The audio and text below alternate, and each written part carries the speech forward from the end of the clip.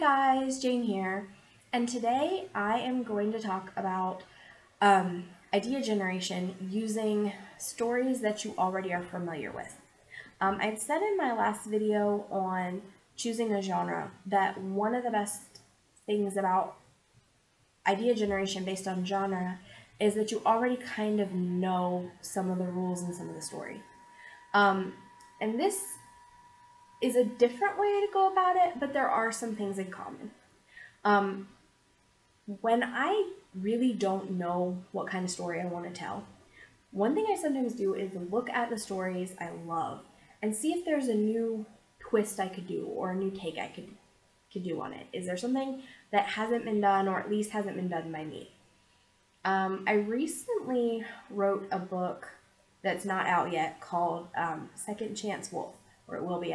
It's tentatively titled that.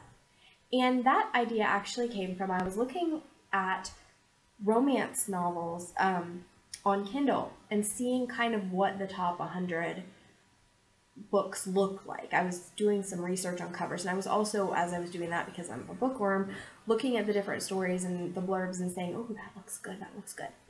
And one of the blurbs really caught my attention, and I was like, that is such a neat idea. And I don't remember what book it is, I'm so sorry, but the blurb was basically, there's a woman, she's widowed? Probably. This was a while ago, so I'm giving you this from memory. She's widowed, and she owns this business, but she can't keep her business unless she gets married again. So she places an advertisement in a newspaper saying, basically, I need a husband, but it's more of like a marriage and name only type thing so that I can run my business. And he would get money from it. You know, it's kind of one of those, I don't want to say a reverse millionaire thing because it's not quite that, but that idea of, you know, I'll give you money and I'll take care of you and we'll live in this nice house because this is a good business, but I need you to show up and get married because I, as a woman, can't own this business. It was a historical. That's all I knew about it, and I thought, that is a brilliant idea. I'm going to go with it, because I'd already had a setup for a character whose husband was not in good health in the series. It's my Barton Wolf series, if anybody reads my books. And I have, from the very first book, Lydia and Marty. A little bit of a spoiler. Lydia and Marty are a couple that we meet in the first book, and Marty has health problems. Like I said, first book, hey, this guy has health issues. So they own a company together. They own a printing press. And they live in the 1880s. And it was like, oh, okay, well, she's going to need a man to handle that printing press if her husband dies. So that's what I did. I also, just yesterday actually, was laying down in bed and trying to go to sleep. And I thought, oh my goodness, I love King Arthur. And I do. My favorite musical is Camelot. I thought, I kind of want to tell a King Arthur story. Now, I haven't written this yet, but basically, I wanted to do a more modern retelling of King Arthur. I haven't got the whole story put together yet, but what I will say is that some of the differences are going to be that Arthur is not, he doesn't pull the sword out of the stone and all that. I'm going to kind of do away with that back thing. But I'm going to focus a lot on the Guinevere, Lancelot, and Arthur triangle. So, but again, in a different kind of way. Where I was going with this, after all that rambling, I'm so sorry, is basically if you don't know what you want to tell, what story to tell, start looking at what you love and saying, what could I do to make that different and interesting? My Barton series, the way I kind of came up with it is, I love Little House on the Prairie. What if Little House on the Prairie was about werewolves instead of like normal people? How would that change it? What would stay the same? You know, you have a lot of the same elements. You have illness and, you know, addictions and all this other stuff that takes place in their world. But at the same time, there's werewolves and witches and elves, and it's a magical society. So instead of the religious Little House on the Prairie, my book is going to be a more fantastic version of it, but with a very similar feel and setting. And that's one of the things I love about my story is it's basically when I need to draw inspiration, I'm like, well, what did they do in Little House on the Prairie? Let's do that, but with werewolves. Obviously, if you're borrowing from other sources, you want to make sure you're changing it enough that people aren't going to feel like you were stealing ideas.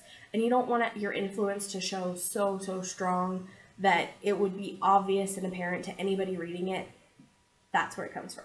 You don't want to write the next 50 Shades of Grey. I mean, you do as far as hot seller, but she didn't, I don't feel that author did a very good job of disguising the source material.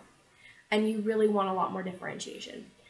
But if you're working like a classic story or something that you don't know a lot about, like the back of that book blurb, you're not gonna, the influence isn't gonna come through as deeply. It's not gonna be like, oh, she just stole it from there. Because you won't be able to.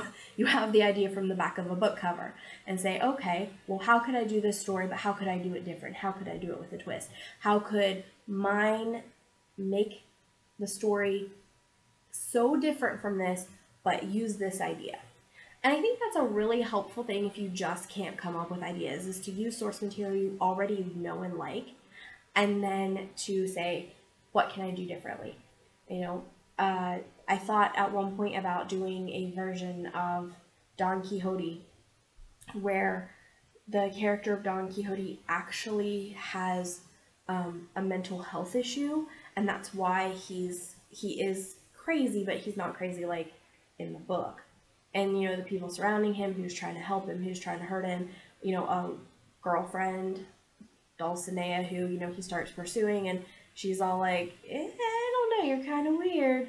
And then, like, she kind of gets brought into, he sees me in a way nobody else can or does. And then, you know, the people who are trying to kind of push him out of the way he sees life. And it may not even be a serious mental illness. It may be something that is just like, he sees the world really, really strongly this one way, and once we push him out, he can't function the same way. You know, whatever works for you. There's so many retellings. There's so many ways to tell Beauty and the Beast. There's so many ways to tell Cinderella. I'm not saying you have to choose any of those stories, but if you really are hurting for ideas, looking at different books, and especially your favorite books, and saying, here's kind of how that started, and planting that seed and say, well, what could I do that would be different? My book, Wedding the Widow, I think I've mentioned, very strongly, I had read a lot of like prairie romance type things, and particularly Love Comes Softly. I drew really strongly from that in my very first draft. Particularly, I had a woman who was traveling west with her husband. The husband died. She's pregnant. She needs a husband right now. That's about the only part of the story that's similar now to Love Comes Softly. But, you know, that definitely is where I started with my inspiration. So starting with inspiration from other sources is a great way.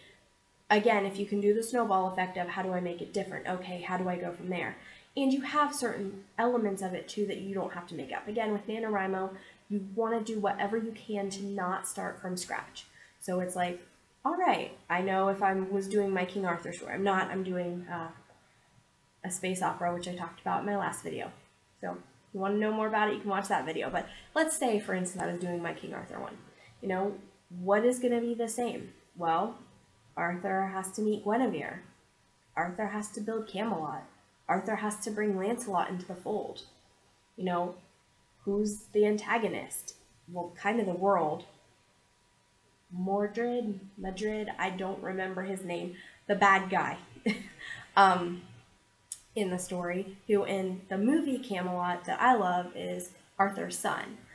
I think the version I'm going to do, I'm going to make it a different relative who, and I did a little studying in the history of King Arthur, and I guess in certain versions he's different people. Some he's the son of Arthur, some he is the nephew of Arthur, some he's actually the legitimate heir who was kind of usurped by Arthur. So I'm going to look at different elements of that, but you know, that part of the story is already there. So it's filling in the pieces. I think for NaNoWriMo, when you do your outline and stuff like that, it's so much easier if you're not starting at the blank page, but filling in pieces and saying, okay, I want to do a Cinderella story. So I have a girl who is obviously poor.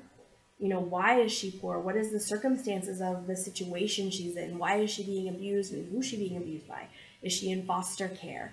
Is she, you know, does she have a terrible stepmother? Is she being raised by parents who maybe party and don't take good care of her and are trying to bring her down? Or, you know, what happened to bring her to that point? Why does the guy need to marry her? How do they meet? Who intervenes? Is it a fantastical person like a fairy godmother? Or is it, you know, a social worker who, you know, might help her move on? I don't know. I didn't think that one through all the way. There's got to be people in your world. Maybe it's your teacher, maybe it's your principal, somebody to push you forward and show who you really are. Then the prince meets you and sees the real you and falls in love with the real you, and, you know, happily ever after, or happy for now, assuming it's the teen, because obviously the social worker thing, you don't want 16-year-olds getting married. But, you know, it is so many ways of doing a retelling that can work well. So if you don't want to use genre as a way to fill in a story, this can be another really good idea generating plan. To take a story that you're already familiar with, or a story idea, and again, just ask the questions. Okay, if this is the case, then I need this and this for my story, and, you know, fill in the puzzle pieces. All right, guys. I would love to hear any comments you have about how you generate stories, if it's different than what I've said. Do they just come to you in dreams, or do you have like a specific, this is the way I create stories? Also, please like if you've enjoyed it, and subscribe for more content. All right, guys, thanks. Bye.